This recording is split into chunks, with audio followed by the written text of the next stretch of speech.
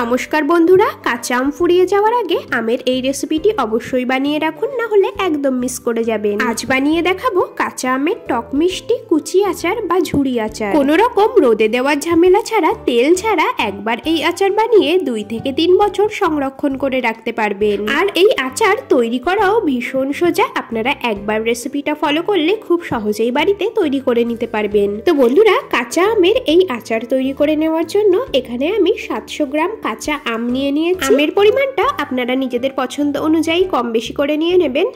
তো আমগুলোকে আমি প্রথমে খুব ভালো করে একবার ধুয়ে নিয়েছি। এরপর একটা পরিষ্কার কাপড় দিয়ে মুছে নিলাম, মানে আমের মধ্যে যেন কোনো জল না থাকে সেদিকে অবশ্যই খেয়াল রাখতে হবে।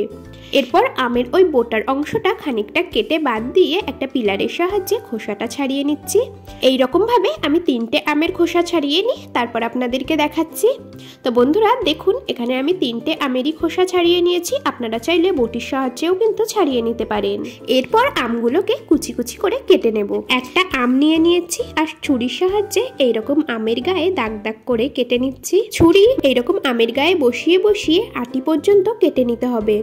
তো আমি আমের দুটো পাশই এইরকম ভাবে দাগ দাগ করে পুরো আটি পর্যন্ত ছুরি বসিয়ে কেটে নেব। আপনারা যদি বটি দিয়ে আম কাটেন তাহলে এই একই রকম ভাবে কিন্তু কেটে নেবেন। আমের একটা পাশ দাগ দাগ করে কেটে নিয়েছি, এরপর অপর পাশটা উল্টে তারপরে একই রকম ভাবে কেটে নিচ্ছি। বন্ধুরা, প্রথমে আমটাকে তো দাগ দাগ করে আটি পর্যন্ত কেটে নিয়েছি। এরপর আম লম্বালম্বি করে ধরে এইরকম কুচি করে কেটে নিতে হবে। এইরকম ভাবেই আমি আমের দুটো পাশকেই কুচি কুচি করে কেটে নেব। তো এইভাবে আমি বাকি সমস্ত আমগুলোকে কুচিয়ে কেটে নিই, তারপর আপনাদেরকে দেখাচ্ছি। 3টে আমকেই কুচিয়ে কেটে নিয়েছি। এখন এই কুচিয়ে কেটে নেওয়া আমগুলোকে একটা বাটির মধ্যে তুলে নেব। আম কুচিগুলোকে বাটিতে তুলে নিয়েছি। আর দেখুন, আমের কুচিগুলো কিন্তু প্রত্যেকটা সমান হয়নি, এক একটা এক এক রকম সাইজের হয়েছে, তবে তাতে কোনো অসুবিধা নেই। আপনারা নিজেদের মন মতো যতটা সম্ভব কুচি করে কেটে নেওয়া যায় কেটে নিতে পারেন। এখন দেখুন, একটা ফ্রাই প্যান নিয়ে নিয়েছি। আর প্যানটা কিন্তু আমি ওভেনে বসাইনি, নিচেই রেখে দিয়েছি। আর এই প্যানের মধ্যে দিয়ে দিলাম কুচিয়ে কেটে নেওয়া আমগুলোকে। এখন এর মধ্যে দিয়ে দেব চিনি। একটা কাপ মেপে আমি 1 কাপের থেকে খানিকটা বেশি চিনি দিচ্ছি। আপনারা আমের টক অনুযায়ী চিনির পরিমাণটা কম বেশি করে দিয়ে নেবেন। আর দিয়ে দেব 1/4 কাপ, মানে 1 কাপের 4 ভাগের 1 ভাগ ভিনিগার। ভিনিগার দেওয়ার ফলে আচার রোদে দেওয়া বা ফ্রিজে রাখা লাগবে না, এমনিতেই 2 থেকে 3 বছর সংরক্ষণ করে রাখতে পারবেন। আচার নষ্ট হবে না, ভালো থাকবে। তো যাই হোক, এদিকে আমি কুচি করে নেওয়া আমের মধ্যে চিনি আর ভিনিগার দিয়ে একটা স্প্যাচুলার সাহায্যে খুব ভালো করে মিশিয়ে নিচ্ছি। আমি এখানে যেই পরিমাণ চিনি ব্যবহার করেছি তাতে আচারটা বেশ একটু টক মিষ্টি তৈরি হবে। আপনারা নিজেদের পছন্দ অনুযায়ী চিনির পরিমাণটা অবশ্যই কম বেশি করে নেবে। চিনি আমের সাথে খুব ভালো করে মিশিয়ে নিয়ে একটা ঢাকনা দিয়ে ঢেকে দেব, যতক্ষণ না চিনি গলে রস তৈরি হচ্ছে আর আম থেকে বেশ খানিকটা জল ছাড়ছে। এই সময় একটা মশলা তৈরি করে নেব। সেজন্য দেখুন, একটা বাটির মধ্যে 1 চা চামচ নিয়ে নিলাম গোটা 5 ফোড়ন, 1 চা চামচ নিয়ে নিলাম গোটা সাদা জিরে আর একটা শুকনো লঙ্কা। এই গোটা মশলাগুলোকে এখন হালকা করে শুকনো কড়াইতে একটু ভেজে নেব, মানে গোটা মশলাগুলো ড্রাই রোস্ট করে নেব।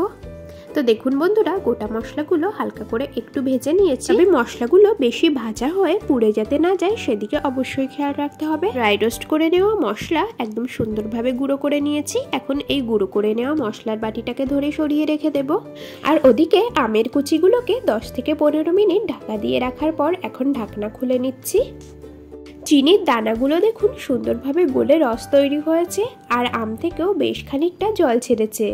আম থেকে জল ছাড়াতে আম পরিমাণে কিন্তু একটু কমে গেছে আর আমগুলো বেশ খানিকটা নরম হয়ে গেছে। তো যাই হোক, এখন এই ফ্রাই প্যানটাকে ধরে বসিয়ে দেব ওভেনে। আর এই সময় গ্যাসের ফ্লেমটাকে রাখতে হবে মিডিয়াম টু হাইতে। আচারে যাতে সুন্দর একটা কালার আসে সেজন্য এর মধ্যে দিয়ে দিলাম 1/2 চা চামচ কাশ্মীরি লাল লঙ্কার গুঁড়ো আর দিয়ে দিলাম সামান্য পরিমাণে হলুদ গুঁড়ো। লঙ্কার গুঁড়ো আর হলুদ গুঁড়ো দিয়ে খুন্তির সাহায্যে খুব ভালো করে মিশিয়ে নিতে হবে। সবকিছু একসাথে খুব ভালো করে মিশিয়ে নিয়ে গ্যাসের ফ্লেম মিডিয়াম টু হাইতে রেখে আচারটা খুব ভালো করে জাল করে নিতে হবে। আমের এই আচার তৈরি হতে একদম বেশি সময় লাগে না, খুব অল্প সময়ের মধ্যেই তৈরি হয়ে যায়। এই আচারের মধ্যে যেহেতু এখনো লবণ দেওয়া হয়নি, সেজন্য এর মধ্যে দিয়ে দিচ্ছি 1.5 চা চামচ বিট লবণ।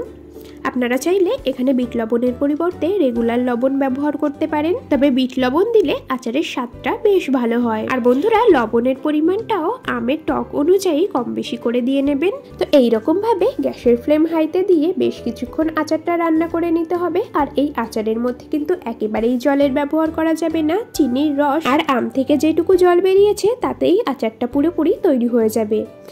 আম বেশ খানিকক্ষণ জাল করে নেওয়ার পর দেখবেন আমগুলো একদম স্বচ্ছ কাচের মতো হয়ে গেছে, তখনই বুঝে নেবেন আপনার আচারটা একদম রেডি হয়ে গেছে।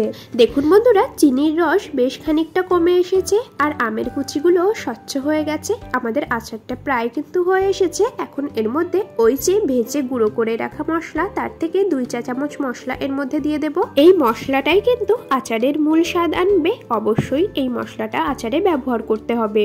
এই সময় যেহেতু আমের কুচিগুলো সুন্দরভাবে সেদ্ধ হয়ে গেছে, সেই জন্য একদম আলতো হাতে করে নেড়েচেড়ে মিশিয়ে নিতে হবে, না হলে আমের কুচিগুলো একদম গলে যেতে পারে। আচারের মধ্যে যে চিনির রসটা, সেটাকে কিন্তু একেবারে শুকিয়ে ফেলা যাবে না। ঠিক এই রকম অবস্থাতেই নামিয়ে নিতে হবে, কারণ আচারটা ঠান্ডা হওয়ার পর কিন্তু রস আরো খানিকটা টেনে যাবে। তো যাই হোক, আপনাদের সাথে কথা বলতে বলতে এদিকে আমি আচারটা একদম কমপ্লিট করে নিয়েছি। মানে আচারের মধ্যে ভাজা মশলা দিয়ে খুব ভালো করে মিশিয়ে নিয়েছি। এখন আচারটাকে পুরোপুরি ঠান্ডা করে তারপর একটা বাটিতে নামিয়ে নেব এবং কাচের বয়ামের মধ্যে ভরে রাখবো। প্রথমে একটা বাটির মধ্যে নামিয়ে নিচ্ছি, আর দেখতেই পাচ্ছেন আচারটা কতটা লোভনীয় হয়েছে। অনেক রকম আচারের রেসিপি তো তৈরি করে খেয়েছেন, একবার অন্তত কাঁচা আমের টক ঝাল মিষ্টি এই কুচি আচার তৈরি করে দেখতে পারেন। স্বাদ সারা জীবন মুখে লেগে থাকবে। আর বন্ধুরা, এই সময় আপনাদের সাথে আরো একটা কথা শেয়ার করে নি। আজ আমার এই রেসিপিটা দেখতে যদি নতুন কোনো বন্ধু এসে থাকেন, তবে প্লিজ চ্যানেলটি সাবস্ক্রাইব করে বেল নোটিফিকেশন অলে সেভ করে দেবেন, যাতে আমি নতুন কোনো ভিডিও আপলোড করা মাত্রই সবার আগে আপনার কাছে পৌঁছয়। আচারটাকে আরো বেশি লোভনীয় করার জন্য ওপর থেকে কিছুটা চিলি ফ্লেক্স ছড়িয়ে দিলাম। এরপর দেখুন একটা কাচের বয়াম নিয়ে নিয়েছি, আর বয়ামটাকে আগে পরিষ্কার করে ধুয়ে খুব ভালো করে বয়ামের ভেতরটা শুকিয়ে নিয়েছি। যেই বয়ামে আচারটা সংরক্ষণ করবেন, আচার রাখার আগে বয়ামটাকে খুব ভালো করে শুকিয়ে নেবেন, এর মধ্যে যেন কোনো জল না থাকে। আর এই বয়াম থেকে আচার কখনো ভেজা হাতে বা ভেজা চামচ দিয়ে বের করতে যাবেন না, তাহলে কিন্তু আচার নষ্ট হয়ে যেতে পারে।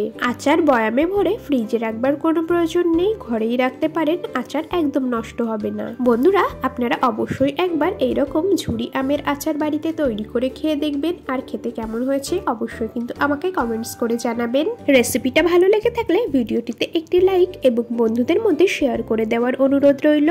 আমার সকল বন্ধুদেরকে অসংখ্য ধন্যবাদ জানিয়ে আজ এখানেই শেষ করছি। আবার দেখা হবে পরবর্তী কোনো রেসিপির সাথে। ততক্ষণ সকলে ভালো থাকবেন, সুস্থ থাকবেন।